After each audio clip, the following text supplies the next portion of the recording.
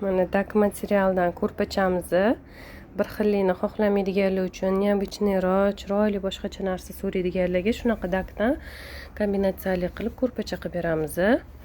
Bu ko'rpachamizni usti chexolli bo'ldi. Mana zamokli qilib tikkanmiz. Ichiga satinga qavilgan. Mana bu zamokni ochib bemalol yuvib ishlataverasizlar. Bu dak materialni bilasizlar, как защитный hisobida suv shimmaydi, dog' qoldirmaydi. Mana arqonlari ham baqvat qilib tikilgan. Yuvganda ham chumchuq chiqib ketadigan narsa emas. Necha yil xizmat qiladigan narsa bo'ladi. Bolishi ham mana xuddi shunaqa materialdan.